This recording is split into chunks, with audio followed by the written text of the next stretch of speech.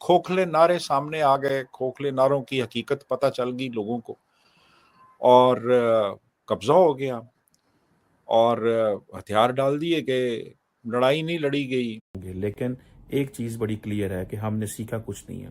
آج اگر دیکھا جائے تو جو کاٹن میں بنگلہ دیش نے جتنی ترقی کی تھی وہ بزنس وہاں سے بھاگ رہا ہے. آج کے جو نئے نمبر آئے ہیں کہ وہاں پہ انفلیشن کا ریٹ 11.8% ہے. آج وہاں پہ ان امپلائمنٹ پھر زوروں پر ہے.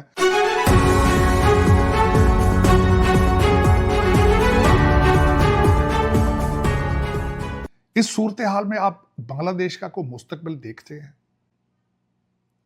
کیا پاکستان کے کوئی ایسے حالات موجود ہیں اکنامکلی کہ وہ بنگلہ دیش کی مدد کر سکتے ہیں؟ پاکستان اس وقت آئی ایم ایف کے ٹکڑوں پہ چل رہا ہے, اور چل بھی کس طرح رہا ہے. ایک صوبہ دوسرے پہ بار بار حملے کر رہا ہے. بلوچستان کے اندر پنجابیوں کے شناختی کارڈ دیکھ دیکھ کے ان کو مارا جا رہا ہے. آج صبح کی خبر یہی تھی پوری دنیا سے پولیو ختم ہو چکا ہے, لیکن پاکستان میں آج نئے 4 مریضوں کی دریافت ہوئی ہے, جن میں سے 2 سندھ کے اندر موجود ہیں. اس سے پہلے میں اپنے کئی بلاگز کے اندر یہ کہہ چکا ہوں, اور میں یہ خود نہیں کہتا, ڈان کے اندر آرٹیکل چھپا تھا برائڈز آف مونسون. وہ برائڈز آف مونسون کیا ہے؟ سندھ میں جب مونسون کی بارشیں ہوتی ہیں تو وہاں پہ میرے پاکستانی مسلمان بھائی ان کی مدد کے لیے نہیں جاتے, ان کی بچیاں خریدنے جاتے ہیں. ان سرکمسٹانسز میں آپ بنگلہ دیش کی کیا مدد کر سکتے ہیں؟ یعنی 3 دسمبر کو 5:40 پہ ہمارے 50 جہاز جو تھے انہوں نے 11 انڈین ایئر فیلڈز پہ اٹیکس کیے. تو اس کے بعد پھر انڈیا نے ایک وار ڈکلیئر کی ہے, اور پھر انڈین جو آرمی تھی وہ داخل ہو گئی وہاں پہ ایسٹ پاکستان کے اندر, اور بڑی تیزی سے انہوں نے پیش قدمی کی وہاں پہ. یعنی 3 دسمبر کو جو جنگ شروع ہوتی ہے 16 دسمبر کو وہ ختم ہو جاتی. ایک پورا ملک جو ہے, اور اس ملک میں فوج بھی ہے, اور ان کو ٹینکس بھی ہیں, ایئر کرافٹ ہیں, نیوی ہے, وہ مقابلہ نہیں کر پاتے, اور 16 دسمبر کو ہتھیار پھینک دیتے ہیں. اور نہ صرف مشرقی پاکستان میں سب کچھ ہوا, بلکہ جو مغربی پاکستان تھا یہاں پہ 5795 مربع میل کا علاقہ ہم نے لوز کیا, انڈیا نے قبضہ کیا یہاں پہ. یہاں پہ بھی جو ہمارے جرنیلوں کی جو پرفارمنس تھی وہ انتہائی قابل افسوس تھی, اور یعنی اپولوجیٹک تھی. یعنی انہوں نے جو اسٹرائک کور ہے اس کو استعمال ہی نہیں کیا. جنرل ارشاد تھے جی 1 کور کے کمانڈر, انہوں نے کہا جی میں نے اس لیے فوج استعمال نہیں کی کیونکہ میں فوج کو بچانا چاہتا تھا. یعنی مطلب یہ کہ فوج کا تو کام ہے کہ لڑنا جا کے, یہ یعنی لاجک دیا گیا. بہت پور پرفارمنس رہی ہماری.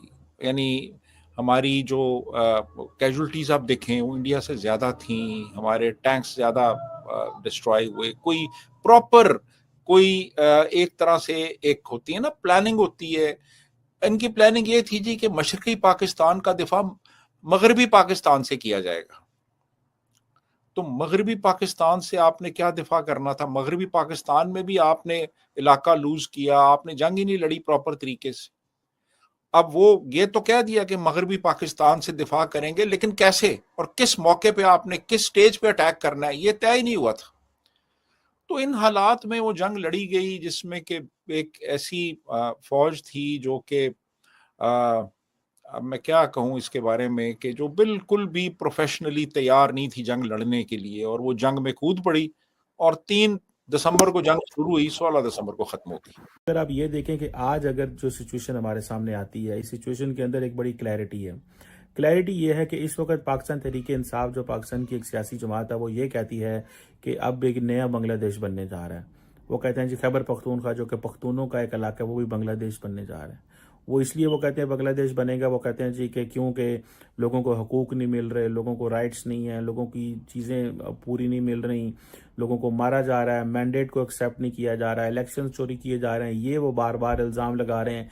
वो कह रहे हैं कि एक बांग्लादेश, नया बांग्लादेश इन मेकिंग है। लेकिन आज भी पाकिस्तान के अंदर लोग कहते हैं कि बांग्लादेश बन सकता है, बिकॉज हमारी law and order situation settle नहीं है, हमारी पॉलिटिकल सिचुएशन सेटल नहीं है, हमारे लोग आज भी एक दूसरे से लड़ रहे हैं, हमारा आज भी सोशल कॉन्ट्रैक्ट जो है वो इस तरह का नहीं है कि हम ये कह सकें कि भाई साहब हम जो चीज़ें जो हैं वो बिल्कुल नॉर्मल है इस मुल्क के अंदर।